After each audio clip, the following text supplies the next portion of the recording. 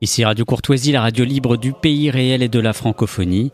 Vous écoutez le libre journal de la plus grande France, dirigé par Anne-Laure Mahler, diffusé samedi 18 novembre 2017 de 18h à 21h et réalisé par Philippe.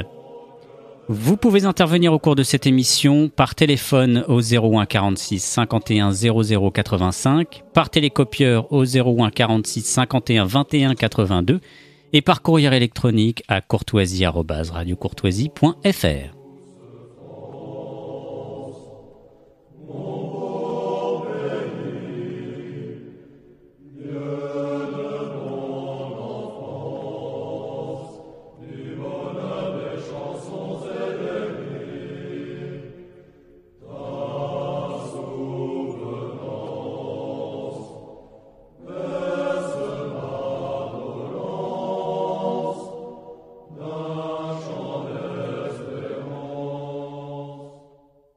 Chers auditeurs, bonjour. Nous préenregistrons cette émission la veille du 18, donc le 17. Nous sommes quasiment dans des conditions de direct. Vous pouvez poser toutes vos questions à notre invité, puisque la première partie, la première heure est préenregistrée, mais la deuxième sera en direct et il répondra à vos questions. Donc, pour cette première partie du Libre Journal de la Très Grande France, j'ai intitulé donc la première partie « La reductio ad porcum, avilir l'homme pour détruire la femme, la mort du père ». Et donc, pour travailler cette question, j'ai le plaisir d'avoir dans le studio Sylvain Durin. Sylvain, bonjour. Bonjour Anne-Laure. Je vous invite à corriger éventuellement ma présentation brève si vous trouvez que je n'ai pas été assez complète ou que j'ai mis en valeur des éléments qui vous paraissaient pas nécessaires. Vous êtes réalisateur, écrivain. Lorsque on consulte votre CV, eh bien, ça fait pratiquement 10 ans que vous travaillez. Donc, vous avez à votre actif un certain nombre de reportages tout à fait professionnels. On n'est pas dans du reportage d'amateurs.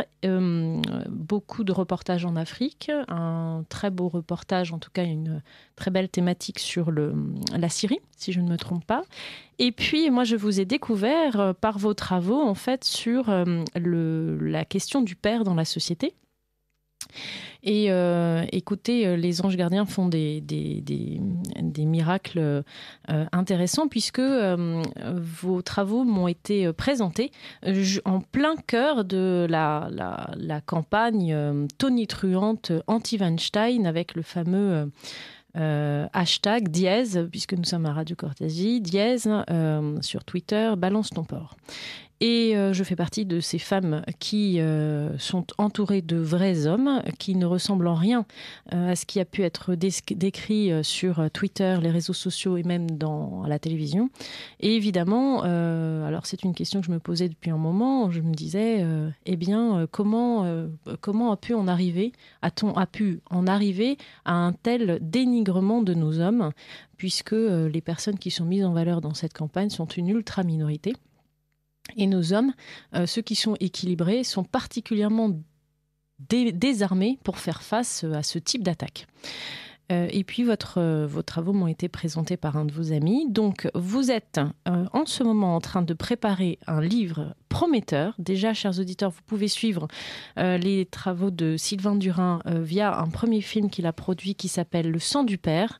Alors, Le sang du père lui-même n'est pas disponible en ligne, puisque normalement, il faut commander le reportage, le travail, mais vous pouvez déjà suivre les travaux via les conférences qui sont consultables directement sur YouTube.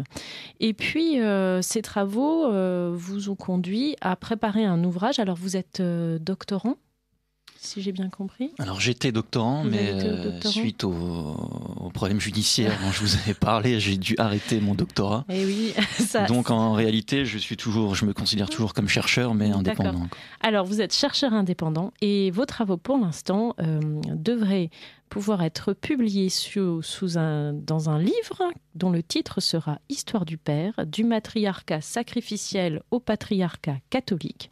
Chers auditeurs, je vous invite vraiment à précommander ce livre via une souscription sur le site Ulule, donc fr.ulule.com.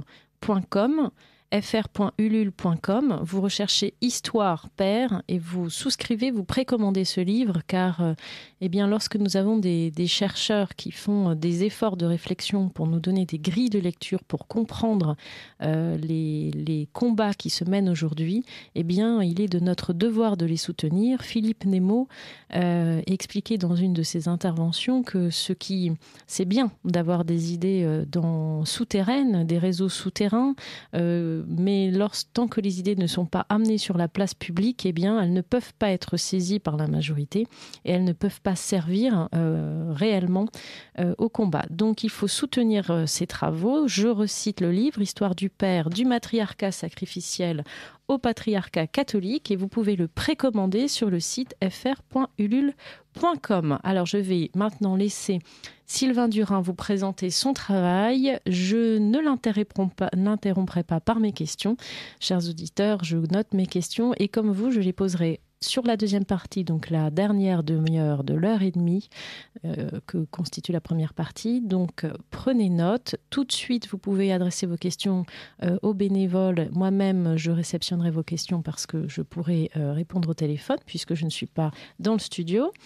Et nous aurons le plaisir de pouvoir interroger Sylvain Durin pendant la dernière demi-heure de cette partie. Sylvain Durin, je vous laisse donc un peu plus de 45 minutes pour présenter vos travaux aux auditeurs de Radio Courtoisie. Merci Anne-Laure déjà pour votre invitation et bonjour à tous les auditeurs. Donc, ce qui est intéressant dans ce que vous venez de dire, c'est que ça fait une dizaine d'années que je m'intéresse au sujet de la figure du père dans la société. Et il y a 10 ans, c'était pas du tout un sujet à la mode. On me disait souvent, mais pourquoi est-ce que tu t'intéresses à ce sujet ? Le père, c'est celui qui dirige, c'est celui qui représente la force, l'ordre, etc. Mais aujourd'hui, grâce ou à cause de cette affaire de Diez, balance ton porc, c'est devenu un sujet dans l'air du temps en réalité. Et donc mon travail là prend un peu tout son sens puisque je vais tenter d'expliquer que le patriarcat, c'est tout sauf la violence et c'est tout sauf l'oppression des femmes. Donc en fait, mon livre part de ce postulat, c'est que je vais analyser la figure du père selon 3 parties, 3 strates en réalité. Donc la première strate, c'est la strate familiale. Quel est le système familial qui peut nous permettre de dire qu'on est dans du patriarcat ou dans du matriarcat ? Les relations entre hommes et femmes, est-ce que c'est égalitaire par rapport aux enfants ? Est-ce que c'est inégalitaire ? Est-ce qu'on est dans des familles souches, des familles communautaires, etc. Ensuite, le deuxième niveau, c'est le niveau politique. Comment est représenté le pouvoir politique ? Est-ce que c'est un roi ? Est-ce que c'est un président ? Est-ce que c'est un empereur ? Est-ce que c'est une reine ? Quel est son rapport avec ses ministres ? Est-ce qu'il a aussi le pouvoir militaire ? Ce genre de choses. Et le troisième et le plus important, bien entendu, c'est l'aspect spirituel. Quelle est la spiritualité qui domine dans tel ou tel peuple, ou tel pays, ou telle région ? Est-ce que c'est une déesse ? Est-ce que c'est Dieu le Père ? Quel Dieu le Père ? Est-ce que c'est différent entre le protestantisme et le catholicisme ? Et pour ce faire, je suis remonté, si je puis dire, à partir des communautés primitives. J'y suis arrivé assez naturellement, puisqu'en réalité, en m'intéressant à cette question du père, je me suis intéressé à la question du père. Assez naïvement, je pensais que le père, c'était quelque chose que toutes les sociétés du monde, de toute l'histoire de l'humanité avaient. Ce qui est totalement faux. Je peux vous citer un petit exemple. Ce qui sera intéressant aussi dans mon livre, c'est qu'on va pas mal voyager, puisque je vais montrer ces 3 sphères dont je vous parlais, familiale, politique et spirituelle, de plusieurs peuples primitifs. Donc là, par exemple, je peux vous parler des Trobriandais. Donc c'est un peuple guinéen, de Nouvelle-Guinée, qui en fait n'a pas dans son vocabulaire le mot de père. Parce qu'en fait, le géniteur n'est pas conscient de son rôle dans la procréation. il y a toute une mythologie qui explique la procréation et qui divinise la femme et la mère et qui met le père complètement de côté. Ils utilisent le terme tama, qui veut dire relation. On pourrait le traduire par relation, on n'est pas vraiment sûr à 100%, mais ça correspond et c'est assez cohérent. Où en fait, il y a une relation effectivement entre les enfants et un homme, mais c'est pas forcément le père biologique. C'est souvent l'oncle maternel. Et quand les enfants parlent de cette personne-là, ils ne parlent pas du père, ils parlent de la relation entre eux et cette personne. Et pour moi, ce qui m'a intéressé, c'est qu'on arrive de plus en plus dans notre société à ce fait-là, en fait, où le père n'existe plus. Et on va parler de cette relation avec cet individu qui est ton père biologique ou qui ne l'est d'ailleurs pas, puisque les mariages recomposés, etc., etc. Et je peux même aller un peu plus loin, si vous voulez, chez les Trobriandais, parce que c'est assez... moi qui suis catholique, français, ça m'intéresse de découvrir d'autres formes de pensée, d'autres formes de mythes, en fait, en réalité. Et si vous voulez, je peux vous citer un peu la mythologie de ce peuple et vous montrer en quoi il est matriarcal. Et ce qui me permettra ensuite de vous donner les 6 ou 7 points qui font ce que j'appelle le matriarcat sacrificiel. Donc là, je vais vous citer un livre que je conseille à nos auditeurs. C'est un livre d'un anthropologue qui est assez connu, c'est Malinowski, qui s'appelle « La paternité dans la psychologie primitive ». Chers auditeurs, vous prenez note parce que cette question de la paternité et du rôle des hommes, parce que au même titre qu'une femme est plus qu'une mère, un homme est plus qu'un père, vous, en tout cas avec moi, vous serez obligé de la retravailler puisque il y aura plusieurs émissions sur ce thème que j'ai déjà en préparation, donc vous êtes sûr d'y avoir droit pour au moins une fois par mois avec moi. Donc notez bien les références qui vous sont indiquées par Sylvain Durin. Donc chers auditeurs, vous écoutez Radio Courtoisie, Sylvain Durin qui nous présente son prochain livre, Histoire du père, du matriarcat sacrificiel au patriarcat catholique, livre que vous pouvez soutenir et obtenir en précommande sur le site fr.ulule.com. Je vous rends la parole. Donc là, je vais procéder à l'inverse des 3 sphères que je vous ai énumérées tout à l'heure, en prenant la spiritualité en premier, ensuite la politique et ensuite la famille. Donc là, on est vraiment dans la spiritualité de base, le mythe fondateur de ce peuple primitif, qui a une vision cyclique de l'histoire. Ça, c'est très important pour comprendre le matriarcat sacrificiel. C'est la vision cyclique de l'histoire. Ils pensent qu'en fait, leur mythe fondateur est basé sur la réincarnation. Donc, qu'est-ce que la réincarnation, sinon l'image d'un cycle éternel? Donc, en fait, je vais vous citer le page 28 du livre dont je vous ai parlé. Donc, le corps, c'est comme si le corps n'existait pas, c'est l'esprit, en fait, qui passe d'un corps à un autre de manière perpétuelle. Donc, je cite. « Après la mort, l'esprit va à Touma, et l'île de la mort, où il subit une existence très agréable.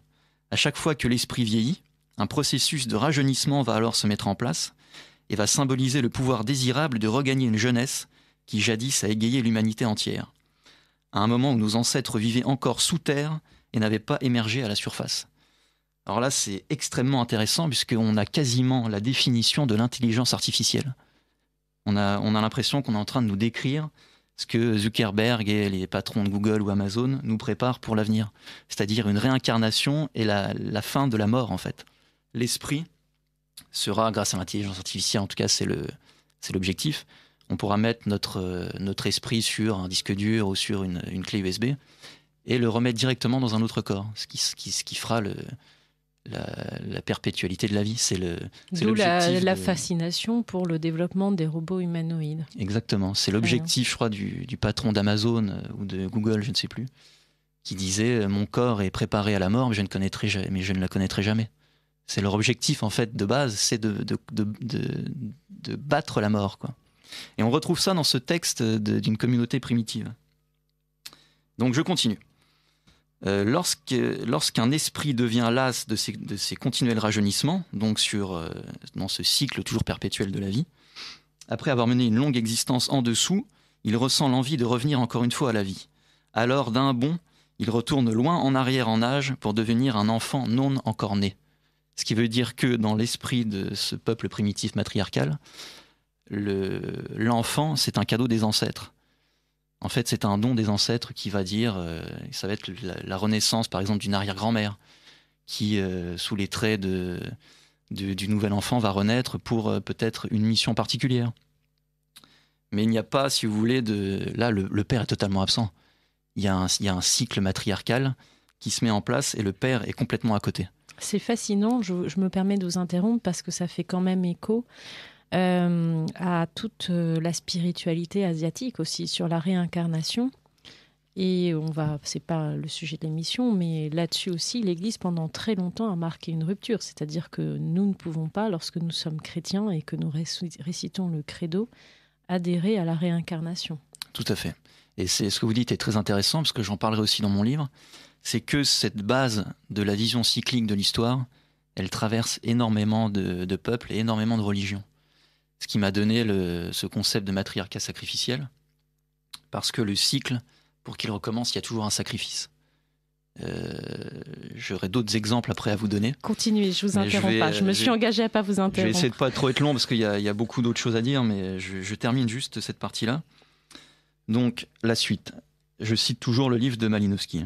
Donc, ces esprits rajeunis, ces petits bébés pré-réincarnés, donc on est encore au-delà de la réincarnation, on est pré-réincarnés, sont seule source à partir de laquelle l'humanité puise ses nouvelles réserves. C'est la seule source.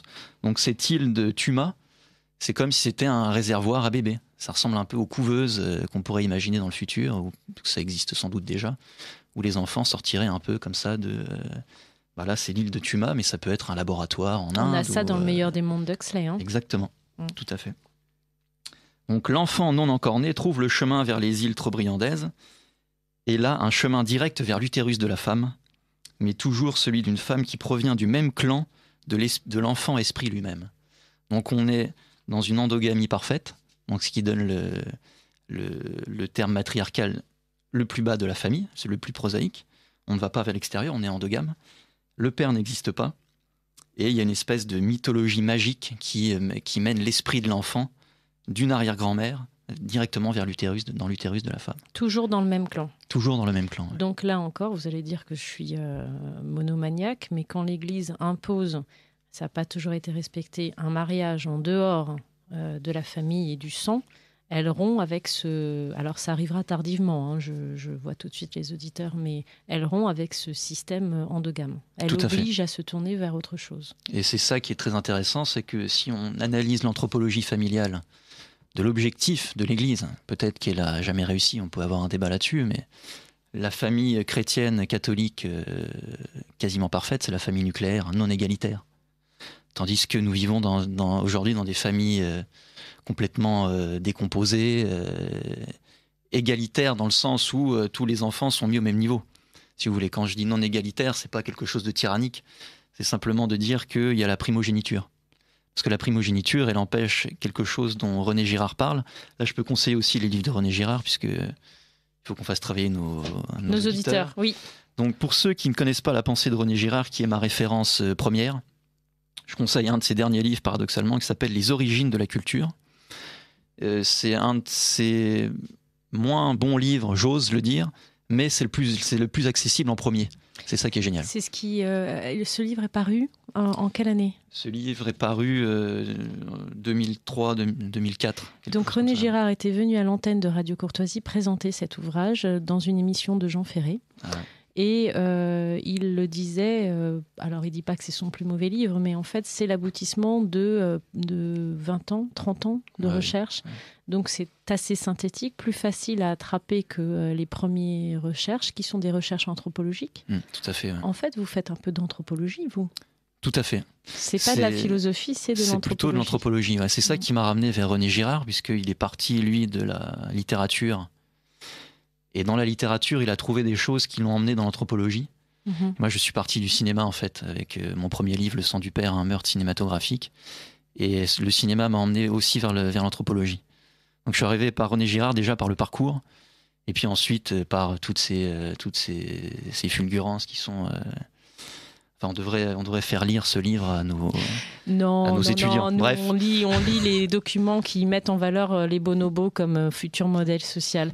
Reprenez votre propos donc sur le cycle matriarcal et la réincarnation. Okay, oui, d'accord, on reviendra sur le sacrifice. Parce que sinon, je vous promets que je vais vous ouais, perdre. on et les sera auditeurs vont me gronder parce que je vous pose des questions qui vous détournent de votre propos. Donc, on a vu, pour définir le matriarcat, déjà la vision cyclique de l'histoire, l'absence évidemment de père, en tant que nous on le connaît, en tant que père tel qu'on le connaît, l'absence de connaissance du rôle physiologique de l'homme dans la procréation.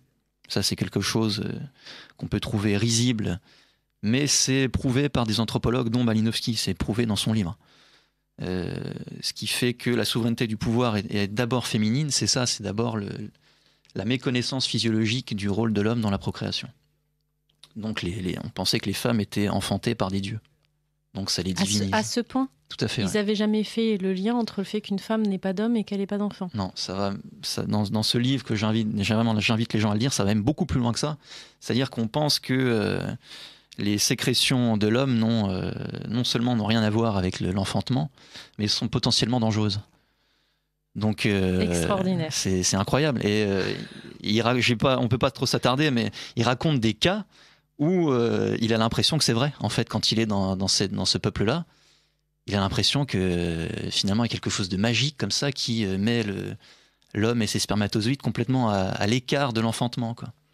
Pourtant, il est très rationnel. C'est un anthropologue européen qui connaît tout à fait comment marchent les choses. Et il est devant des cas où il se dit mais c'est incroyable. Alors il le note. Et en tout cas pour ma thèse, c'est génial parce que ça permet de faire un recensement de tous les aspects du matriarcat et de ce que j'appelle le matriarcat sacrificiel. Donc on a vu ces trois modes de pensée là, et je vais en amener un quatrième par la suite de cet ouvrage, avec un petit détail très important, c'est que dans cette communauté trobriandaise, il est extrêmement mal vu de mettre sur le tapis la ressemblance entre un fils et son père. Pourquoi ? Là, je vais être obligé de mettre 1 euro dans la tirelire, parce qu'il y a un phénomène qui s'appelle le phénomène de double mind. Je l'utilise en anglais parce c'est intraduisible, on pourrait dire le double monstrueux, mais ça ne correspond pas vraiment.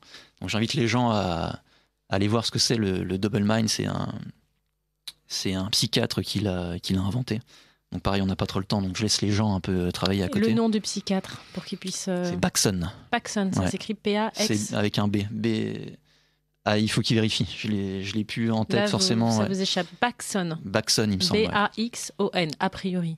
Ouais, ils le trouveront. S'ils tapent Double Mind, M-I-N-D, ils trouveront sur Internet le double psychiatre. Esprit, double intelligence. Voilà, c'est ça. Et en fait,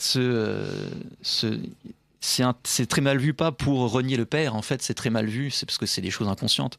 C'est très mal vu parce que ça crée ce double mimétique.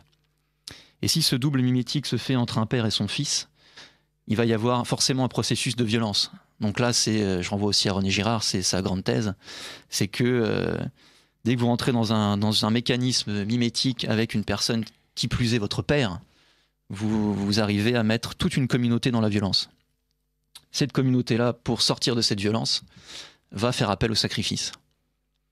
Et on remarque que toutes les sociétés matriarcales, on parlait de l'Inde, on peut parler des communautés primitives, on peut parler du judaïsme, on peut parler de l'islam, on peut parler d'énormément de peuples et de religions qui ont affaire au sacrifice pour sortir du désordre et recréer un nouvel ordre. C'est le fameux Ordo ab Chao dont on parle souvent sur Internet, mais un peu à dessein, je trouve qu'on a un peu mal compris ce terme-là. Et si j'ai 2 minutes, je peux un peu expliquer un peu la vision de l'Ordo ab Chao. Donc là, c'est du girardisme à 100%, c'est-à-dire que quand on arrive dans une société où il y a énormément de double mind, donc énormément de double mimétique, on arrive à une indifférenciation totale. Et là, ce sera le 5e point de ce qu'est le matriarcat sacrificiel. C'est un des points les plus importants. C'est l'indifférenciation tout court entre toutes les valeurs et tous les individus. Quand on arrive à ce moment-là d'indifférenciation totale, la société est dans ce que René Girard appelle une crise sacrificielle. Et pour sortir de cette violence, on va trouver un bouc émissaire, comme il l'appelle le bouc émissaire. Donc l'idéal, c'est de trouver quelqu'un qui est différent de nous, mais pas trop. C'est très difficile pour une société de trouver des boucs émissaires qui leur permettent de sortir de ce désordre pour recréer un nouvel ordre. Et par exemple, René Girard dit que sans doute des communautés primitives n'ont pas survécu parce qu'ils n'ont pas trouvé. Ils n'ont pas trouvé leur bouc émissaire, en fait. Et du coup, ils se sont entretués entre eux et ils ont disparu. Et là, je peux citer ça me permet de citer une autre communauté primitive. Donc là, c'est les Indiens, c'est les Tupinambas. Donc c'est les Indiens d'Amérique, qui étaient évidemment un peuple matriarcal. Les familles étaient des familles communautaires, comme chez les Trobriandais. Je vais peut-être pas insister là-dessus. Famille communautaire, c'est une famille avec énormément d'enfants. On ne sait pas forcément qui est le père, et la mère a un rôle prépondérant. Alors, je me permets de vous interrompre. C'est actuellement encore le mode de fonctionnement en Afrique, puisque j'ai eu le bonheur de grandir en Afrique, que les Africains, notamment ceux qui sont christianisés, à la fois catholiques et protestants, essayent de se sortir de ce dispositif. Et pour quelqu'un qui connaît relativement intimement l'Afrique, la question qui est posée à des jeunes, quand ils parlent de leurs frères, on leur demande toujours « Est-ce que c'est ton frère, même père, même mère ?» Et j'ai pu constater dans mon pays que malheureusement, aujourd'hui, la question est posée aux enfants, puisqu'on a aujourd'hui des familles recomposées autour du lien maternel, et que la question aujourd'hui est posée aux jeunes dans les classes. Est-ce que c'est ton frère, même père, même mère, ou est-ce que c'est un demi-frère ou voilà. Donc le lignage est devenu un lignage maternel, alors que chez nous, la loi, et puis vous allez expliquer aux auditeurs la procédure, en fait, la loi inscrivait, effectivement, physiquement, le lignage était maternel, mais inscrivait le père comme détenteur du lignage.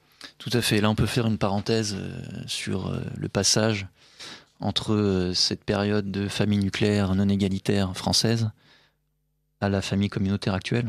On a un modèle communautaire qui est en train de se déployer. Tout à fait. En France, et qui vient de la Révolution française, où en fait la Révolution s'est appuyée sur un modèle familial qui était présent déjà en France, mais qui était présent dans une toute petite partie, c'était le bassin parisien, qui était la famille nucléaire égalitaire, et non pas la famille nucléaire non égalitaire. On a l'impression que ça peut être la même chose, mais c'est tout à fait différent. Et la Révolution s'est appuyée sur ce modèle familial-là, et a en fait irradié la France de ce modèle. C'est-à-dire que il y a un autre principe, ça me permet d'inclure un autre principe du matriarcat sacrificiel, c'est la tanistrie. C'est-à-dire qu'avant la Révolution française, le paysan avait ses hectares de terrain qu'il léguait à son premier fils, la primogéniture, et les autres étaient voués à créer d'autres communautés ailleurs, en général dans le village C'était des communautés associées, mais ce n'étaient pas des communautés principales. Tout à fait, exactement. Et la Révolution française a totalement modifié ça, en imposant la tanistrie. Donc là, il y a la tanistrie directe et la tanistrie indirecte. Il y a la tanistrie directe, il faut quand même comprendre que c'est un modèle qui donne tout à tous les frères, sauf le premier. Donc là, on revient quasiment dans Comme ça, il reste bien dépendant de la mère. Exactement. Et on revient au combat de l'Ancien Testament, qui est de tuer le premier fils. Le combat de la Bible, enfin de l'Ancien Testament, pas du Nouveau bien entendu, c'est toujours de tuer le premier fils. Mais vous savez que c'est encore un sport d'actualité, puisque là actuellement dans la réorganisation politique de l'Arabie Saoudite, il y a ce genre de mécanisme qui est en jeu. Alors peut-être moins avec les bains de sang que ce que nous raconte l'Ancien Testament. Enfin, le jeu est quand même d'éliminer le fils de la première épouse, de manière à pouvoir prendre sa place. Ah oui, vous me l'apprenez pour cette partie. Et en fait, c'est là où, quand on parle de progrès, on se moque du monde. On est en train de revenir. C'est une de mes thèses aussi dans mon livre, c'est qu'on est en train de redevenir une communauté primitive par ce biais du matriarcat sacrificiel et de manière totalement vaporeuse. On a l'impression qu'on n'est pas vraiment, il n'y a pas vraiment de lutte. Si, il y a un lutte combat. Frontale. Je vous rassure, il y a un combat. Parce que vous êtes consciente de ce combat, mais pour la grande majorité de la masse, c'est très très vaporeux. Les gens sentent quelque chose, mais ils n'arrivent pas forcément à le formuler. Parce qu'on ne leur donne pas les mots, et c'est votre travail de donner les mots exactement. aux gens, notamment aux hommes. Notamment aux hommes. Alors, est-ce que vous pouvez, chers auditeurs, vous écoutez Radio Courtoisie, Sylvain Durin qui nous présente ses derniers travaux et son futur livre qui sera donc Histoire du Père, du matriarcat sacrificiel au patriarcat catholique. Vous pouvez précommander ce livre et, chers auditeurs, c'est un acte non pas militant mais vraiment de soutien pour la réflexion, notamment dans le combat face à cette espèce de société un peu blougi-boulga, pardonnez-moi l'expression, où on mélange et on essaye de transformer les hommes en femmes, et lorsque ils ne sont pas transformés en femmes, on essaye de les transformer en porcs. C'est un acte important parce que les idées, pour pouvoir émerger et servir d'armes à la masse, doivent pouvoir trouver place sur la place publique. Donc, précommandez ce livre pour soutenir le travail de Sylvain Durin sur fr.ulule.com. fr.ulule.com. Et donc, Sylvain Durin, est-ce que vous pouvez juste, en 7 mots, rappeler aux auditeurs les clés de compréhension, de repérage de ce qu'on appelle un système matriarcal? Donc, vous avez dit repérer les systèmes cycliques. Tout à fait. Est-ce que je peux me permettre de citer autre chose qui me permettra de donner un exemple? Je vous en prie. Parce que j'avais pas terminé sur les Tupinamba. Oui, pardonnez-moi. Et j'ai peur que les auditeurs après se disent qu'on part dans tous les sens et qu'on termine pas les choses. Alors Tupinamba, peuple, tribu indienne, société matriarcale, on a vu tous les autres points, qui font la guerre, leur objectif c'est la guerre, et ils font des prisonniers. Ce qui est très intéressant dans cette tribu, c'est qu'ils ne tuent pas les prisonniers, ils les incorporent dans leur village. Ils leur donnent une femme, ils leur donnent un métier, et ils en font un Tupinambé. Seulement, ils sont très malins. Est-ce que c'est conscientisé ou pas? J'en ai aucune idée. Mais au moment de la crise sacrificielle dont on parlait, quand il y a une indifférenciation totale, eh bien, ils ont leur bouc émissaire. Parce qu'il est comme eux, maintenant. Il fait partie de la tribu. Mais légèrement différent. Mais il est différent. Donc, il va cristalliser toutes les haines et toute la violence. Et grâce à ce sacrifice, un nouvel ordre va être donné de ce désordre. Donc là, on a la vision, je me permets d'utiliser le mot de satanique parce que René Girard l'utilise. Donc je ne l'utilise pas comme certains complotistes ou je ne sais quoi. C'est très sérieux. L'ordo ab chaos et le mécanisme mimétique, c'est ce qu'est Satan. Satan, c'est ça. C'est le désordre. Et pour trouver un nouvel ordre, utiliser ce moyen du bouc émissaire. Le sacrifice de la victime innocente. Tout à fait, exactement. Alors, maintenant, je peux répondre à votre question sur les différents points. Qu'est-ce que le matriarcat sacrificiel et comment est-ce qu'on peut le retrouver finalement? Comment est-ce qu'on peut le repérer? 7 mots-clés, puisque c'est ce que vous venez de traiter pour boucler un petit peu et les garder en tête. Le premier, le plus simple à voir, c'est la souveraineté du pouvoir aux femmes. Le second, l'absence de père tel que nous le définissons nous.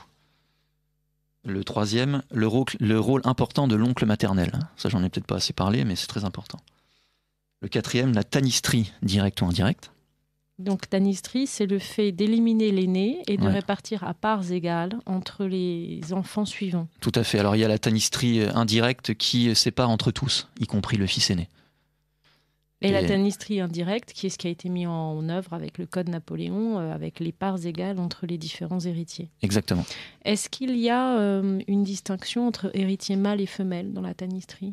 Non, pas spécialement. Non, vous n'avez pas détecté. Non, j'ai pas détecté ça pour l'instant. Donc tanisterie. Ensuite, nous avons le rôle magique et guerrier des femmes, et ce qui découle une sous-partie qui est l'héroïsation de l'homme. Parce que dans mon livre, j'expliquerai que vouloir être un héros, ou vouloir être un macho, ou vouloir être tout ce qu'on veut, c'est l'inverse du patriarcat en fait. Et j'ai des exemples à donner s'il faut pour prouver mes dires. Ensuite, il y a l'anglicisme, et j'en suis navré, sur Radio Courtoisie, le double mind généralisé. Donc vous aviez un joli mot, une jolie expression, c'était le double... Le double monstrueux. Le double monstrueux. Vous utilisez dans une de vos conférences les jumeaux. Les jumeaux, oui. Les jumeaux dans les différentes mythologies. Oui, tout à fait. Le double c'est quelque chose qu'on retrouve dans énormément de mythologies et de religions. Les deux jumeaux qui vont s'affronter et qui vont d'ailleurs créer par leur affrontement une nouvelle culture. Et pareil, il y a énormément d'exemples. Donc là, vous nous aviez dit 7 points. Pouvoir aux femmes 1, 2, père, oncle maternel, tanisterie, rôle magique, guerrier des femmes, et héroïsation double monstrueux. Je crois que nous avons tous les éléments de la grille. J'ai mal compté parce qu'il y en a encore un autre qui est en plus très important. C'est le jumelage. Même le mot jumelage est mal choisi, mais le jumelage entre le pouvoir spirituel et le pouvoir guerrier. Ça, c'est quelque chose de très important. C'est quand une figure a à la fois ce pouvoir politique, spirituel et guerrier, c'est que ça sent le matriarcat. Et je peux vous donner un exemple, un contre-exemple magnifique qui est l'exemple, qui est le contre-exemple parfait, qui est ce qui prouve mon sous-titre du matriarcat sacrificiel au patriarcat catholique. C'est-à-dire que le catholicisme a inventé, selon moi, selon ma thèse, le réel patriarcat. Je peux faire une introduction par le roi païen ou est-ce qu'il faut qu'on parte ailleurs ? Vous menez, là on a repris la question du matriarcat, je me permets juste, et puis après vous prenez la suite. Dans toutes vos conférences, vous insistez beaucoup et ça a été repris, c'est repris par un certain nombre de psychologues et de psychiatres qui travaillent sur la question de l'altérité dans la société. Le père est celui qui sépare. Donc on a vu que le matriarcat, en tout cas derrière la grille que vous nous donnez, c'est quand même la confusion d'un certain nombre de niveaux, notamment le dernier, c'est la confusion du pouvoir spirituel et guerrier. Et donc le travail et l'émergence du patriarcat, c'est bien la séparation, non pas l'opposition, mais la séparation, l'ordonnancement. Et vous reprenez dans vos conférences cette idée que très souvent, il y a un dieu mâle qui apparaît dans la mythologie et qui va séparer en fait la création qui a été initiée par la déesse mère. Donc voilà, maintenant je vous laisse pour la suite. Tout à fait, je vais donner un petit exemple pour... Donc on clôt le chapitre matriarcat. C'est un peu bref, chers auditeurs, mais on est obligé, si vous voulez balayer un petit peu les travaux de Sylvain Durin. Et comme moi, y adhérer et avoir droit à la suite grâce à son futur livre, eh bien, il faut qu'il vous présente un peu rapidement ces travaux. Donc le deuxième point, après le monde primitif, qui est très très important, c'est le monde européen pré-chrétien. Et là, pour différencier le matriarcat du patriarcat, c'est parfait. Donc le roi pré-chrétien européen, c'était un roi élu. C'est aussi un des points qu'on pourrait mettre dans le matriarcat, c'est l'élection. Et je peux citer l'historien Henri Marou, qui disait, en parlant d'un prêtre Némi, qu'on ne pouvait devenir roi que si on était assassiné. Donc là, on retrouve notre idée de la vision cyclique et de la vision sacrificielle. En fait, le roi européen pré-chrétien était le roi prêtre, une figure de roi prêtre. Là, je renvoie les auditeurs, j'ai essayé à chaque fois de le faire sur les différents points, un auteur, Michel Rouche, qui est historien émérite à la Sorbonne, à Paris, qui a écrit de nombreux livres absolument importants sur le haut Moyen-Âge.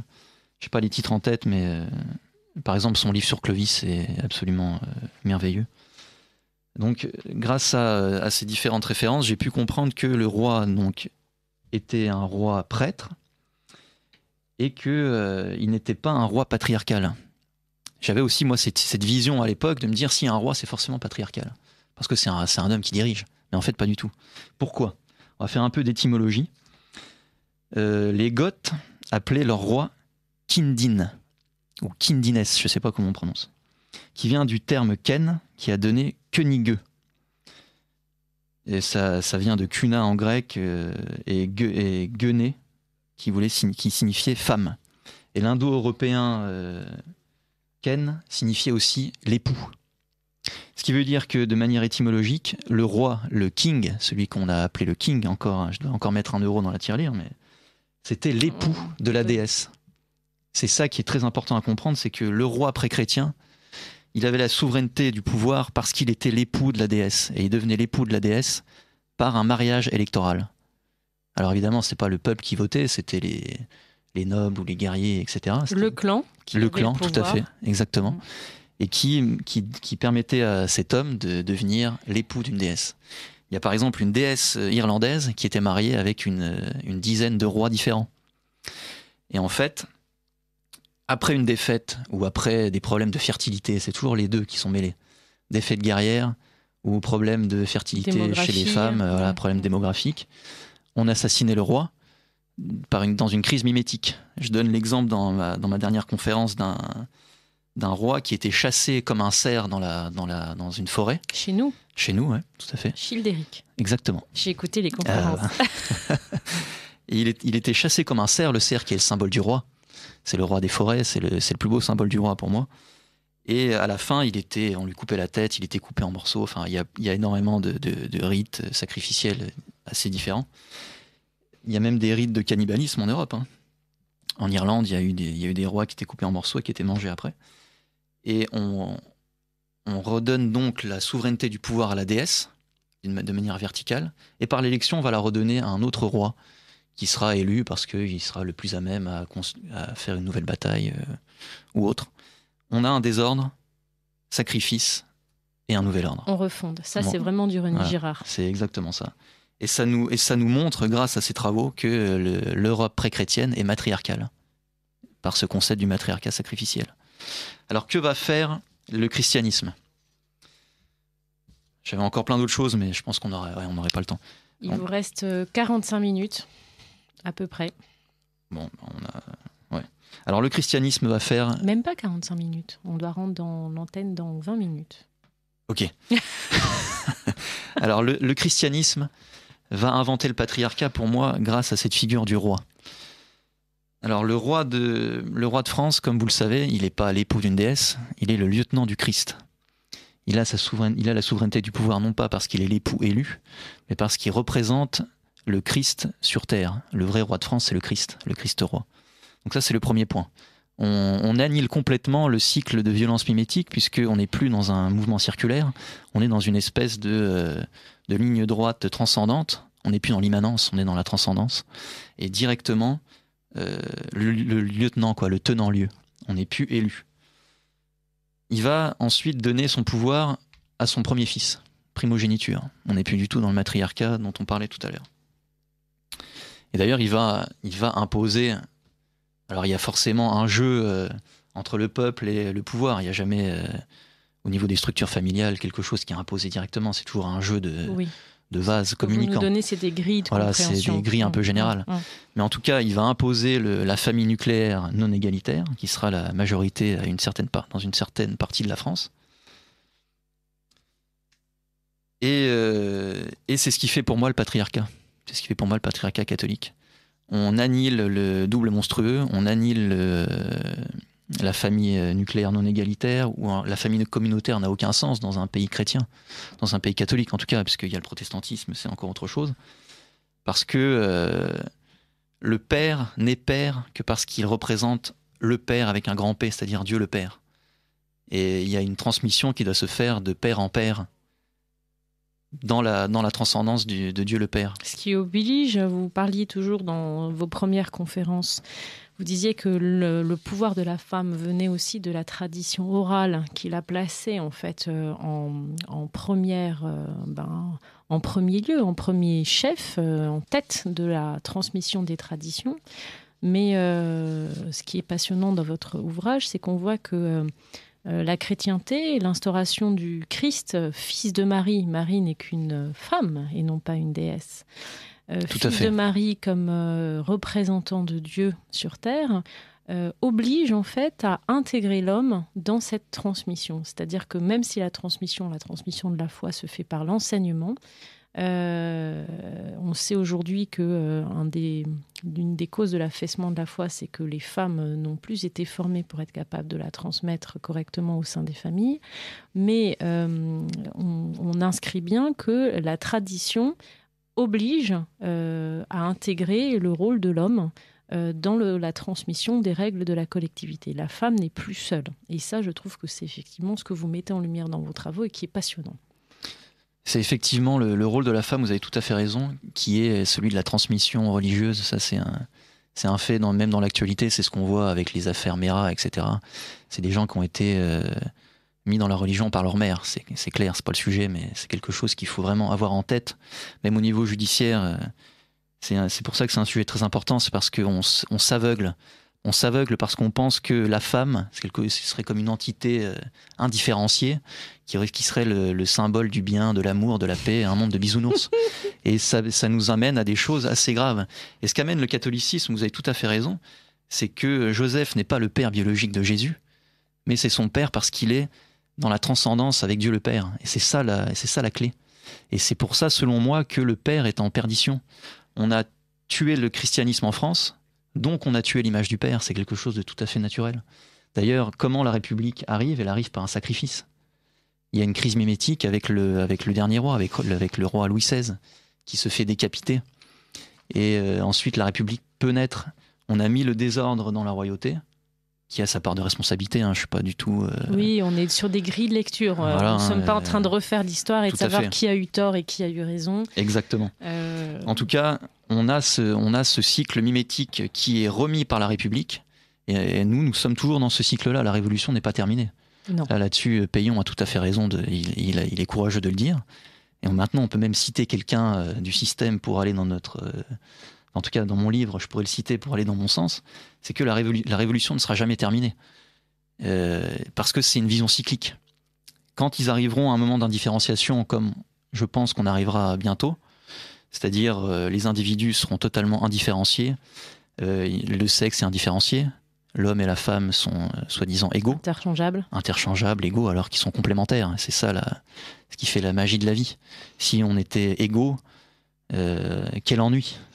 Mais là, on s'écarte un peu du sujet, mais l'égalité, elle est prônée par l'Église. C'est l'égalité en dignité comme créature de Dieu. Exactement. C'est pas l'indifférenciation. C'est pas l'indifférenciation, exactement.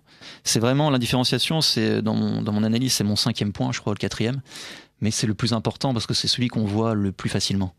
C'est par exemple ce qu'a réussi, pour moi, l'un des rôles de l'État islamique et des attentats qu'on vit aujourd'hui en France, c'est ça. C'est un rôle d'indifférenciation.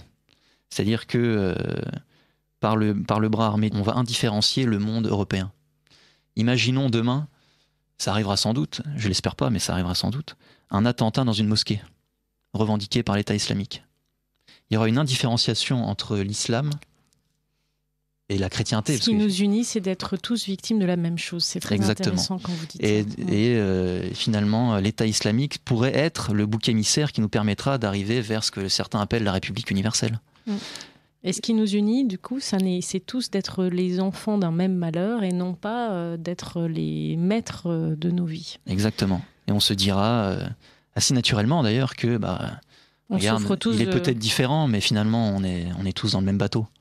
Et c'est ça qu'amène pour moi le terrorisme actuel, le terrorisme islamique, en plus ça vient pas de nulle part.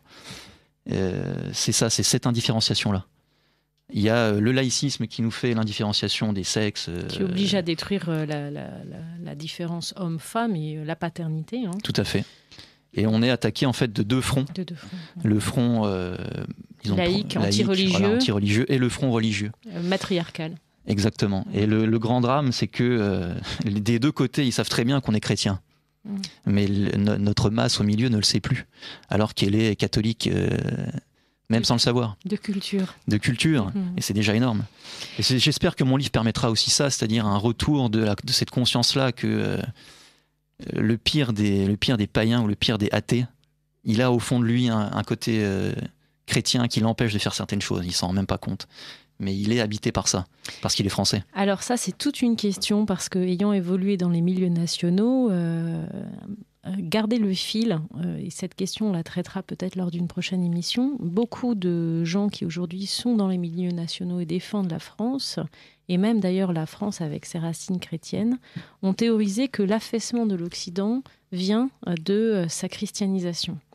Et pareil, votre propos est, à mon avis, fascinant parce qu'il répond justement à ces personnes qui s'imaginent que nous pouvons redresser notre pays et défendre notre pays sans tenir compte de la question de la religion chrétienne. Mais en plus, à terme, évidemment, le jeu du politique n'est pas la conversion au christianisme, mais à terme, la conversion des gens à la foi est quelque chose d'important. C'est un autre champ, c'est le combat normalement de nos prêtres. mais le politique doit l'avoir en tête. Alors, je vous ai interrompu, vous parliez, donc vous reveniez sur le roi lieutenant qui met fin à, qui organise en fait cette transmission au fils aîné. Donc il y a une hiérarchie qui est mise en place. La hiérarchie ne veut pas dire qu'on va tuer les seconds nés, les derniers nés, mais leur place sera différente au sein de la famille et le pouvoir est transmis par la loi au fils aîné. Tout à fait. Et le pouvoir, le patrimoine et c'est au fils aîné à l'aîné, parce que exactement. La loi Salique est un petit arrangement qui a été mis en place, mais ce que vous disiez, c'est qu'il n'y avait pas de différence qui était faite à l'origine entre le sexe de l'aîné, c'était l'aîné. C'était l'aîné, oui. Voilà. Le patriarcat catholique, ce sera le fils aîné. C'est vrai qu'avant, c'était égalitaire dans le sens d'indifférenciation. C'est pour ça que je préfère ce terme d'indifférenciation, parce que l'égalité, aujourd'hui, ça a été un peu galvaudé comme abîmé. mot, un peu c'est abîmé. Un terme qui a été abîmé. Je pense que ce qui serait intéressant pour comprendre le patriarcat catholique, c'est de voir son inverse, c'est-à-dire le judaïsme. Alors le judaïsme pré-chrétien et le judaïsme post-chrétien. J'ai essayé d'aller très rapidement. Donc j'ai expliqué que, grâce à René Girard, que ce qu'on appelle le satanisme, c'est le mécanisme circulaire de la violence. Et je pense que comme on a mis quelques points sur le matriarcat sacrificiel pour le comprendre, il faut aussi avoir des points de repère sur ce satanisme-là. Donc, selon moi, j'ai trouvé un mode d'emploi en 3 parties, qui est, premièrement, la dissolution conflictuelle, l'effacement des différences et des hiérarchies qui composent toute la communauté. En 2e point, le tous contraint de la violence collective par le double monstrueux. Et en 3e point, l'élaboration des interdits et des rituels. En fait, on se rend compte que la culture a un côté satanique. Ça aussi, c'est très girardien. La culture, la nôtre ou la culture non, la nôtre ne l'est pas puisqu'elle est chrétienne. D'accord. La culture... Vous me rassurez. La culture, là je parle vraiment de pré-chrétienne et hors chrétienne, parce que je mets aussi l'islam à l'intérieur. D'accord. Et on peut donner quelques exemples. Par exemple, dans la Genèse, il y a tout de suite, la première chose, c'est la rivalité mimétique, le désir mimétique. Ève veut devenir Dieu. Cette pomme par le serpent, et Adam veut cette pomme parce que Ève veut cette pomme. Il y a tout de suite, directement, la parole le mode serpent, d'emploi. C'est vous serez comme des dieux. Exactement. Et on revient à Homo Deus. Il y aura une partie dans mon livre aussi sur l'intelligence artificielle, qui pour moi est la finalité de la mort du Père. Donc j'expliquerai en quoi dans le livre. Mais on a ce mode d'emploi dès le départ dans l'Ancien Testament. Et l'Ancien Testament, ce sera une répétition de ce jeu mimétique. On peut penser tout de suite au premier meurtre entre Caïn et Abel, qui va créer la culture. Il y aura ce sacrifice, et il y aura la culture caïnite juste derrière qui naîtra. Rémus Romulus, c'est pareil. Il y a cette rivalité des jumeaux, le double monstrueux, et on crée la culture derrière, on crée Rome derrière. Donc ça, c'est très important à comprendre. Pour comprendre ça, je pense qu'on peut citer un des premiers livres de René Girard sur la violence et le sacré, où c'est plus compliqué à lire, mais là, les auditeurs auront vraiment un panel exposé complet de ce mécanisme. C'est un livre absolument primordial. Alors le technicien me fait signe qu'il nous reste 9 minutes, donc vous gérez votre temps comme vous le souhaitez, puisque, chers auditeurs de Radio Courtoisie, Sylvain Durard répondra aux questions. Dans un quart d'heure, nous l'aurons en direct et il répondra à toutes les questions que vous aurez pu poser pendant cette première partie qui était donc préenregistrée. Et son livre, auquel je vous invite à souscrire, en passant une précommande, Histoire du Père, du matriarcat sacrificiel au patriarcat catholique. Et vous pouvez le précommander sur le site fr.ulule.com. Ne traînez pas parce que la précommande est possible jusqu'au 8 décembre. Voilà, je vous rends la parole, vous gérez comme vous le souhaitez. Entendu. Donc, le judaïsme pré-chrétien, j'ai été très rapide, mais voilà. Et on peut aussi parler du judaïsme post-chrétien par la Kabbale et la mystique juive. Alors il y a plusieurs choses qui sont très intéressantes dans cette mystique juive. C'est par exemple les séphirotes. Alors les séphirotes, ce sont des émanations de Dieu, selon la Kabbale. Dieu aurait créé le monde par son émanation. Il y a 10 émanations différentes qui sont appelées les séphirotes. C'est une séphira, ce sont des émanations féminines, très importantes dans mon sujet, qui ont créé le monde par irradiation lumineuse. Mais le problème, c'est que comme on n'est pas dans la transcendance, mais dans l'immanence... C'est des lumières, donc? Cette lumière est réaspirée ensuite par le Dieu principal. Et ensuite, elle sera redonnée. On retombe dans cette vision cyclique et circulaire de l'histoire. Et c'est totalement différent de notre Dieu à nous chrétiens, qui crée le monde ex nihilo, crée le monde à partir de rien. Là, on a une espèce d'immanence. Ça, c'est très important à comprendre. C'est le grand débat entre immanence et transcendance. Et on se rend compte que l'immanence fait partie de ce que j'appelle le matriarcat sacrificiel. Dans les communautés primitives et dans les religions dont on a parlé, l'immanence est majoritaire, voilà, comme on pourrait dire. Question, immanence, transcendance, à chaque fois vous signifiez que le pouvoir peut être repris par le dieu ou la déesse. En chrétienté, Dieu se donne définitivement. Tout à fait. C'est le sens du sacrifice du Christ. Donc là encore, rupture complète avec, et formalisée, puisque la religion chrétienne a rapidement formalisé sa doctrine, avec l'idée que Dieu peut reprendre ce qu'il a donné. Tout à fait. Et puis en plus, le sacrifice du Christ, c'est le dernier sacrifice. C'est ça qui est énorme, c'est que qu'on soit religieux ou pas, mon livre n'est pas un livre écrit par mon but n'est pas de convertir les gens. Non, c'est normalement les prêtres qui font ce travail. Exactement, je fais une recherche scientifique et on se rend compte que quand arrive le Christ, il y a une crise sacrificielle. Cette crise, elle est présente dans le monde juif à cette époque. Et le Christ arrive à cette époque-là, et d'ailleurs, c'est là où je voulais citer la tentation du Christ, mais on n'a pas forcément le temps, donc je vais vous avez encore 5 minutes, hein, ça prend moins de 5 minutes. Alors allons-y, la tentation de Jésus, donc c'est Matthieu. Donc puis Jésus fut emmené par l'Esprit dans le désert pour être tenté par le diable. Après avoir jeûné 40 jours et 40 nuits, il eut faim. Le tentateur s'approcha et lui dit « Si tu es fils de Dieu, ordonne à ces pierres de devenir du pain. » Jésus répondit « Il est écrit, l'homme ne vivra pas seulement de pain. » Le diable le transporta alors hors de la ville sainte, le plaça au sommet du temple et lui dit « Si tu es fils de Dieu, jette-toi en bas. Et Dieu te donnera des ordres à ses anges pour te porter, etc., pour te sauver. » Ensuite, Jésus lui dit « Tu ne provoqueras pas le Seigneur ton Dieu. » Je m'arrête là 2 secondes, parce que là, c'est une définition de l'arrêt du désir mimétique. Le pire double monstrueux qu'on puisse imaginer, c'est l'homme face à Dieu. La Genèse. Exactement. Et là, Jésus nous donne la solution. Tu ne provoqueras pas le Seigneur ton Dieu, c'est-à-dire tu ne te mettras pas à son niveau. Tu empêcheras cette crise mimétique d'apparaître. Ensuite, le diable le transporta sur une montagne encore plus élevée, lui montra tous les royaumes du monde et leur gloire, et lui dit « Je te donnerai tout cela si tu te prosternes pour m'adorer. » Jésus lui dit alors « Retire-toi, Satan, en effet il est écrit, c'est le Seigneur ton Dieu que tu adoreras, et c'est lui seul que tu serviras. » Alors le diable le laissa, et voici que les anges s'approchèrent de Jésus et le servirent. Alors il y a plusieurs choses à dire. Tout d'abord, la symbolique de la croix.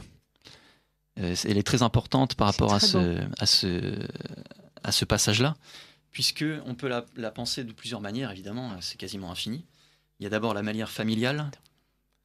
Il nous reste 2-3 minutes. Ok, alors il y a la manière familiale 4 minutes, me fait signe. qui nous dit que l'homme, c'est la partie verticale de la croix.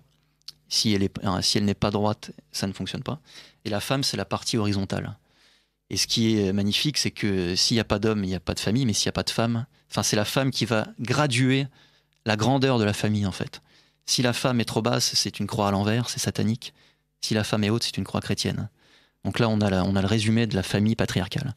Et ensuite, le signe de croix, qui est pour moi, dans mon analyse, comme un sort magique contre cette rivalité mimétique du matriarcat sacrificiel. C'est au nom du Père, du Fils, on a la ligne transcendantale qui nous empêche la rivalité mimétique avec nos voisins, au nom du Père. Oui, qui nous centre. Qui nous centre, exactement.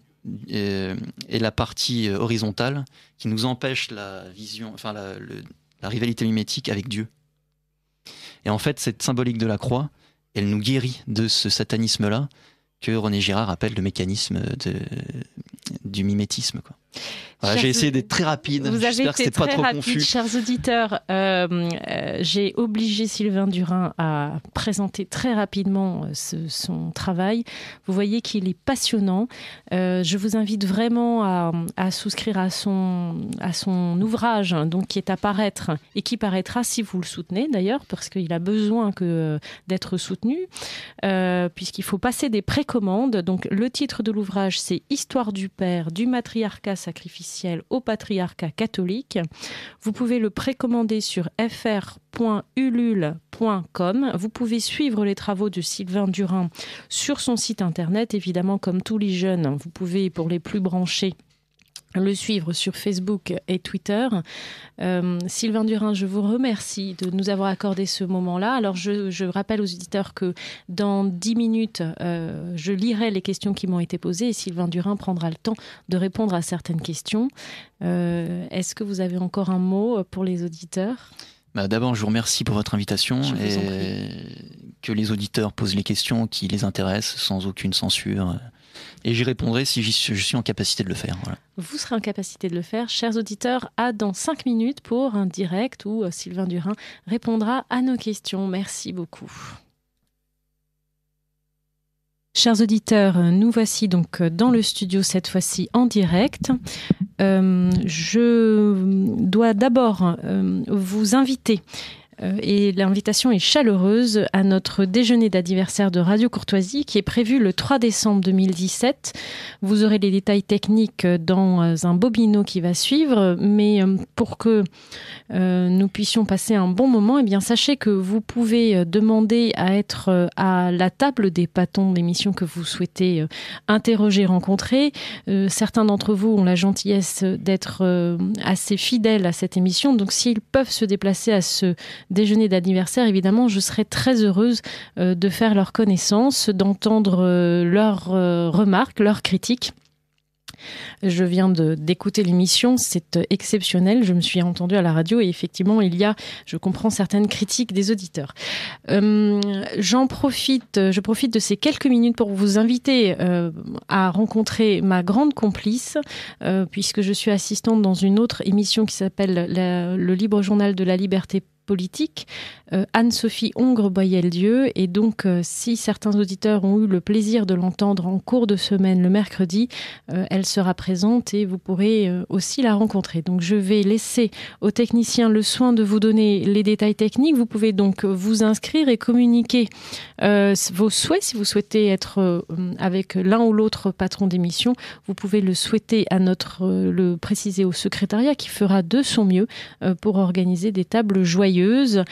Ces déjeuners sont toujours l'occasion de discussions, de rencontres merveilleuses, que ça soit les plus âgés ou les plus jeunes de nos auditeurs. Et puis, nous profitons de ce déjeuner pour procéder à la remise du prix Jean Ferré. Et donc, ce sera l'occasion de choisir la personne qui, selon vous, a le mieux défendu la langue française, puisque ça fait partie des missions que les fondateurs ont fixées à notre bien chère radio. Je vous laisse écouter les détails techniques qui vous sont précisés dans le bobino.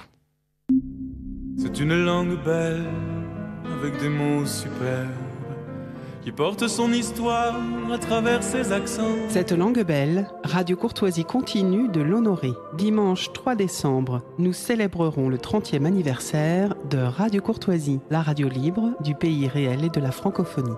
Dimanche 3 décembre, à midi, venez déjeuner avec les patrons d'émission de Radio Courtoisie dans le salon de la péniche Les Calanques, face au 52 quai du Point du Jour, à Boulogne-Billancourt, Hauts-de-Seine. Le prix Jean Ferré 2017 sera décerné, à l'issue du repas, à la personnalité qui a, selon les auditeurs de Radio Courtoisie, le mieux servi la langue française durant les 3 dernières années. Réservez dès maintenant en envoyant un chèque de 49 € par personne à Radio Courtoisie, 61 boulevard Murat, 75 016 Paris. Veuillez joindre une enveloppe timbrée et libellée à votre adresse pour recevoir vos billets d'entrée. Vous pouvez aussi participer au premier tour du prix Jean Ferré en envoyant dès maintenant à Radio Courtoisie un bulletin de vote établi sur papier libre où vous porterez le nom de votre choix. au dimanche 3 décembre à midi sur la péniche Les Calanques, face aux 52 quais du Point du Jour à Boulogne-Billancourt, pour le déjeuner d'anniversaire de Radio Courtoisie. C'est une langue belle qui sait la défendre. Elle offre les trésors de richesse infinie, les mots qui nous manquaient pour pouvoir nous comprendre, et la force qu'il faut pour vivre en harmonie. Sylvain Durin, je crois que nous avons le bonheur de vous avoir par téléphone. Alors, on vous entend un petit peu. Chers auditeurs, il faut quand même que vous soyez au courant. Sylvain Durin a accepté de répondre en direct à vos questions, mais il est en déplacement. Donc, il se peut que parfois la communication soit faible. Nous ferons au mieux pour répondre clairement à vos questions. Alors, déjà une remarque d'auditeur qui nous précise que l'anthropologue américain qui a été cité dans la partie en préenregistré est Gregory Bateson. Bateson, ça s'écrit B-A-T-E-S-O-N, et c'est une personne qui a vécu de 1904 à 1980. Alors, nos auditeurs ont un certain nombre de questions et ils souhaiteraient que, Sylvain Durin, vous précisiez par exemple votre histoire de double mimétique. Qu'est-ce que le double mimétique ? Ah, nous vous avons perdu. Alors, un auditeur demande si on peut épeler le mot tanistrie. Donc c'est bien tanistrie, je l'ai mal prononcé pendant l'émission, et ça s'écrit T-A-N-I-S-T-R-I-E.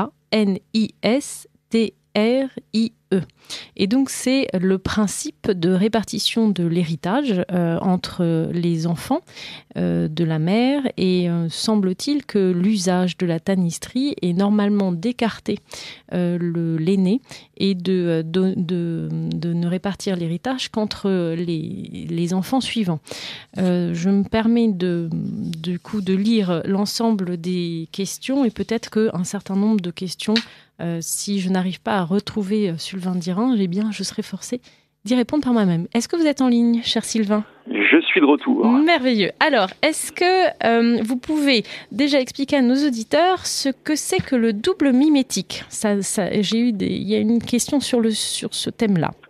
Alors, pour le double mimétique, bon, il faut lire les livres de René Girard qui explique ça très bien, mais on peut l'aborder par le biais du désir, en fait. C'est le double mimétique, ça va naître par le désir qui va passer par une autre personne. Souvent sur un tiers, c'est par exemple quelqu'un va désirer un objet ou va désirer une femme. Nous, comme on peut avoir une certaine admiration pour cette personne, on va désirer le même objet ou la même femme. Et va s'en suivre une lutte cyclique dans ce que j'avais appelé tout à l'heure le double mind. Je précise d'ailleurs à ce propos que le psychiatre dont je parlais, c'est Bateson, B-A-T-E-S-O-N. Exactement, c'est ce qu'un auditeur nous a écrit, et je me suis permis de le donner, donner directement l'information. Donc, le double mimétique va s'instaurer à ce moment-là, où l'objet désiré, le tiers, que ce soit un objet, une femme ou autre, n'aura plus aucun intérêt. Et en fait, le double mimétique va être cette violence qui va s'instaurer de manière cyclique entre deux personnes qui désirent la même chose.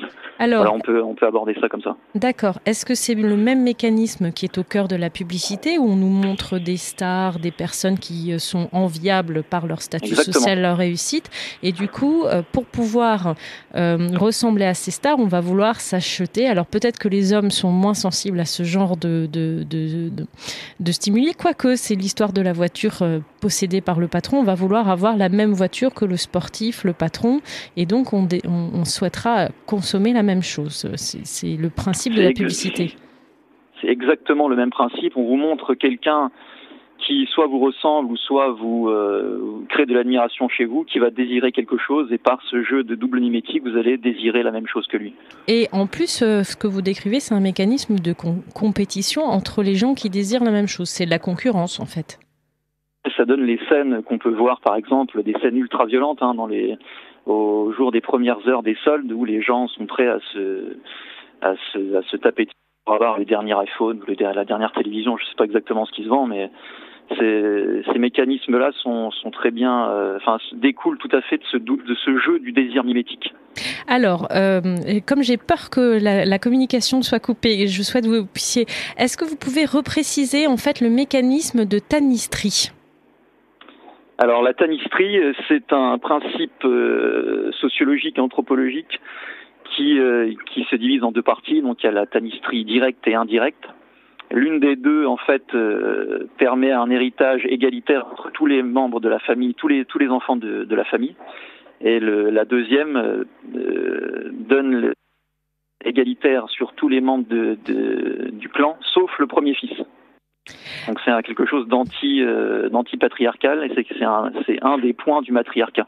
Alors, très rapide. Ça me permet de rebondir sur la question d'une auditrice qui nous précise que chez les Juifs, le premier-né n'est pas éliminé, puisqu'à un moment vous avez expliqué que la société juive, en tout cas de l'Ancien Testament, était une société patriarcale. Le premier-né n'est donc pas tué, mais consacré à Dieu chez les Israélites. Alors, est-ce que la consécration à Dieu est un moyen d'éliminer en fait l'enfant de la distribution entre guillemets de l'héritage? Consacrer l'enfant à Dieu dans la communauté juive de l'Ancien Testament, c'est sortir l'enfant de la vie en fait. C'est sortir l'enfant de la répartition.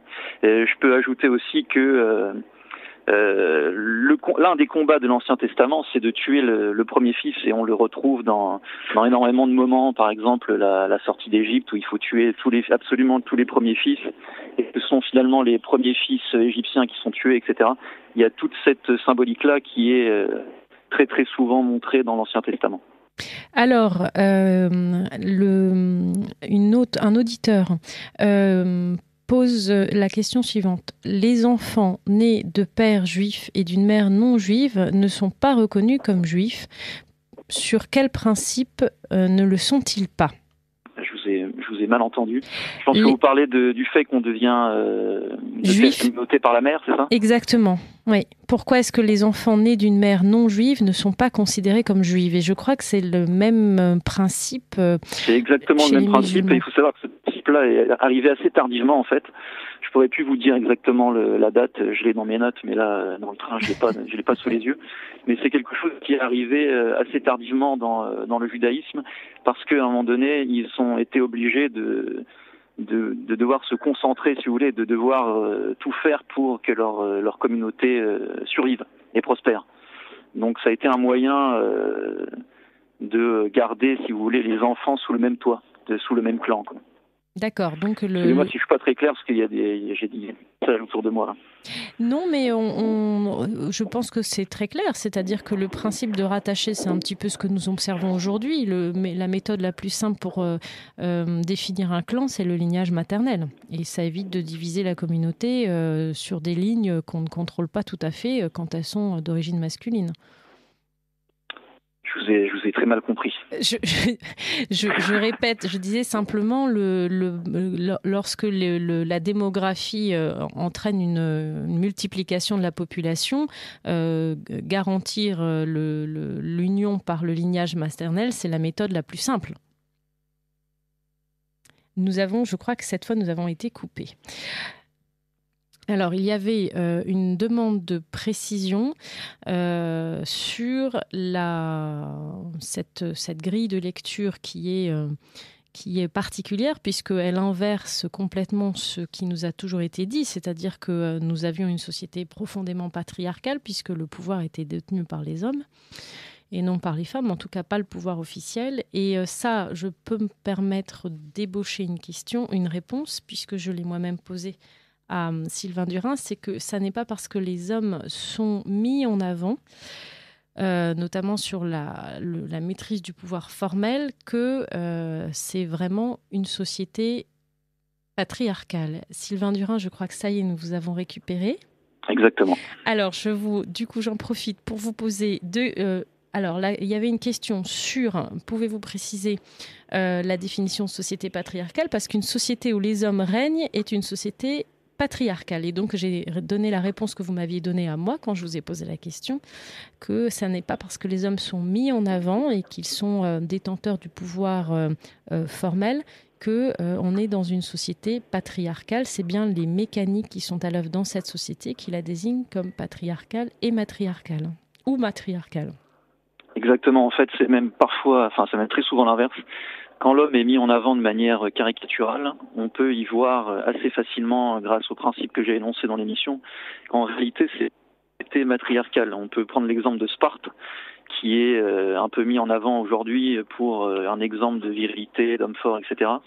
Mais il faut savoir que Sparte était en fait dirigée par des oracles qui étaient donnés par les femmes et il y avait un processus d'héroïsation de l'homme. Et c'était les femmes qui étaient derrière ce processus-là. Et je renvoie les auditeurs au film 300 qui le montrent très bien, où on voit vraiment que ce sont les femmes qui encouragent les hommes à devenir des héros sur le champ de bataille voilà, parce que c'est une société matriarcale. Je peux donner un autre exemple, par exemple la guerre d'Algérie, où quand les guerriers algériens rentraient chez eux et voulaient arrêter de se battre, les femmes se mettaient sur les toits et par les fameux you-you, les obligeaient à retourner sur le champ de bataille. Donc l'héroïsation, le fait d'être un héros, ce n'est pas un indice de patriarcat, c'est l'inverse. Je sais que c'est assez difficile à comprendre, mais c'est très important comme point. Un des schémas que nous avons de société patriarcale et qui a été en fait le modèle sur lequel se sont appuyés des féministes qui, à mon sens, haïssent la mère, c'est le modèle du 19e, où la femme était enfermée et réduite à Pardonnez-moi, chers auditeurs, mais je suis obligée de résumer un peu la pensée de nos meilleurs ennemis. La femme réduite à l'état d'esclavage, puisqu'elle ne pouvait être que mère et pas maîtresse de maison. Ça, elle était esclave de maison. Et vous avez, nous vous avons encore perdu, mais lors d'une conférence, vous avez précisé que justement ce modèle patriarcal qu'on nous donnait comme la synthèse, le résumé de ce qu'était la société chrétienne, eh bien, le modèle patriarcal du 19e est déjà un modèle en fait dégénéré. Où on remet en œuvre, en fait, suite à la mise à mort du roi et à l'effondrement d'un certain nombre de valeurs chrétiennes, eh bien, on va remettre en place une société matriarcale. C'est-à-dire qu'en apparence, les hommes ont le pouvoir et en réalité, les mécanismes qui sont à l'œuvre sont des mécanismes de valorisation du guerrier, et finalement de destruction de la société. Un élément caractéristique qui a été cité par Sylvain Durin lors de ses conférences, c'est la modification qui a été faite par le Code Napoléon, qui a stoppé en fait la transmission aux fils aînés et imposer la répartition du patrimoine entre tous les enfants, on rétablit la tanistrie dans le droit et on conduit à la destruction, en fait, à l'affaissement démographique de la France, parce que mécaniquement, les familles réduiront le nombre d'enfants pour ne pas avoir à trop diviser leur propriété. Alors, nous avons retrouvé Sylvain Durin. Et Sylvain Durin, la question suivante était est-ce que ce patriarcat tant décrié par nos meilleurs ennemis féministes, le patriarcat du 19e, quelle est votre position sur ce schéma qui est décrié par les féministes et qui malheureusement sert parfois de référence dans les milieux conservateurs ? Eh bien, je vous ai encore perdu. Les déplacements en train sont compliqués. Alors, chers auditeurs, vous aurez le plaisir de toute façon d'entendre Sylvain Durin une autre fois, puisque moi j'ai choisi de faire un cycle d'émissions sur cette question qui me semble primordiale. Je pense que, y compris dans les milieux conservateurs aujourd'hui, les jeunes femmes ont dû affronter un modèle de société qui les met en danger, notamment sur le versant maternel en fait de leur vocation, et elles sont aujourd'hui formées, relativement formées pour se défendre face à des modèles de société qui en réalité sont destructeurs. Ça n'est pas le cas pour nos jeunes hommes. Et donc, j'aurai le plaisir donc, de recevoir un autre invité qui traite de cette question de la virilité sous un autre angle dans 4 semaines. Et puis, Sylvain Durin et cette personne ont eu la gentillesse d'accepter de faire ensemble une 3e émission où ils essaieront, en tir croisé, ils ne sont pas exactement sur les mêmes positions, de répondre en fait à ce qui est une question, je trouve, importante aujourd'hui. Comment se fait-il que nos hommes soient aussi désarmés alors je parle sans doute pas pour une grande partie des auditeurs de Radio Courtoisie, mais pour faire face aux injonctions contradictoires qui leur sont imposées par la société, par les femmes. Je vous invite à voir un sketch drôlissime de Florence Foresti, où on voit une jeune femme qui a un certain nombre d'exigences pour transformer son fiancé en homme parfait, et puis qui à la fin décide de le jeter parce que comme il est devenu parfait, elle s'ennuie. Alors, je lis les questions des auditeurs et chers auditeurs, je vous prie vraiment de nous excuser. Et je suis sûre que Sylvain Durin est aussi désolé que moi, mais comme il était en déplacement, eh bien nous l'avons perdu, je pense, définitivement. Je lis vos questions et je les transmettrai à Sylvain Durin qui répondra donc non pas dans 4 semaines, mais dans 8 semaines, puisque je le recevrai dans 8 semaines pour une émission conjointe avec mon prochain invité. Alors, les remarques des auditeurs. Merci pour votre excellente émission. Merci, chers auditeurs, pour votre encouragement. Vous avez parlé de cannibalisme au Pérou. Suite à alors j'improvise un petit peu, suite à un accident d'avion, les hommes ont été obligés de manger leurs congénères. Un livre a été écrit, on relate que la chair humaine a le goût du porc. 16 personnes ont survécu grâce au cannibalisme forcé. Oui, cher auditeur, mais nous sommes d'accord, il s'agit d'un cannibalisme forcé, non pas de rite religieux instauré pour garantir le pouvoir ou la puissance grâce à une forme de magie. Les cas de cannibalisme existaient par exemple malheureusement chez les marins lorsqu'ils avaient à affronter des périodes de tempête où ils se retrouvaient longtemps isolés, mais dans nos sociétés c'est quelque chose qui est quand même vécu comme un drame. La suite, je me permets de lire la suite des questions et vraiment, chers auditeurs, elles seront transmises à Sylvain Durin, que vous pouvez toujours suivre sur Facebook. Vous avez parlé du premier enfant de parents juifs. Sont-ils aujourd'hui mieux considérés ? Les Chinois noyaient leurs enfants. Pourquoi ? Les Amazones noyaient leurs garçons et gardaient les filles. Pourquoi ? Monsieur, il y a eu une émission sur la chaîne Parlement avec Jean-Pierre Elkabbach. Le titre du livre était Homo Deus de Yuval Noah Harari. Eh bien, je transmettrai ce conseil de lecture à Sylvain Durin. Je suis étonnée de la première partie d'émission. Elle est mal comprise et elle risque de renforcer les doutes dans les esprits. N'est-ce pas le doute que les chrétiens ont de l'Église? Eh bien, écoutez, je ne suis pas certaine parce que, alors, Sylvain Durin n'a pas pu suffisamment développer son propos, mais sa description qui est reprise dans les dernières minutes de son intervention en différé sur la symbolique de la croix, à mon avis, ne peut que participer à renforcer la foi des chrétiens et devrait, à mon avis, éclairer un petit peu notre catéchèse éclairée, ça ne changera pas la doctrine, sur l'importance de cet équilibre entre l'homme et la foi, l'homme et la femme. Il expliquait notamment que, lorsque la femme peut être représentée par la barre en travers, la barre horizontale, eh bien, plus la femme est abaissée, plus la croix baisse et ressemble à une croix inversée. Eh bien, aujourd'hui, la femme, que ce soit particulièrement dans son rôle de mère, est particulièrement maltraitée et c'est ce que certains de nos amis appellent quand même le signe d'une inversion totale de la société et de ses priorités. Une auditrice nous précise, il s'agit des sacrifices des premiers-nés des animaux pour le sacrifice à Dieu et non des humains. Voilà, donc je suppose que c'est sur les rites juifs. Chers auditeurs, le technicien me fait signe que je dois arrêter cette première partie. Ceux qui ont été intéressés par les travaux de Sylvain Durin, vraiment, je vous invite à suivre son livre et à souscrire à son livre donc sur fr.eulul.com.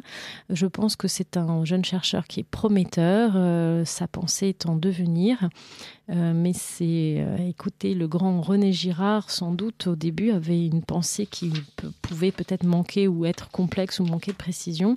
Moi, c'est pas ce qui m'est apparu. Donc, je pense qu'il faut encourager nos jeunes chercheurs quand ils essayent d'explorer des grilles de lecture qui sont non conventionnelles et qui peuvent renouveler un petit peu notre façon de penser sans rompre avec nos traditions. Chers auditeurs, à dans 5 minutes pour la deuxième partie.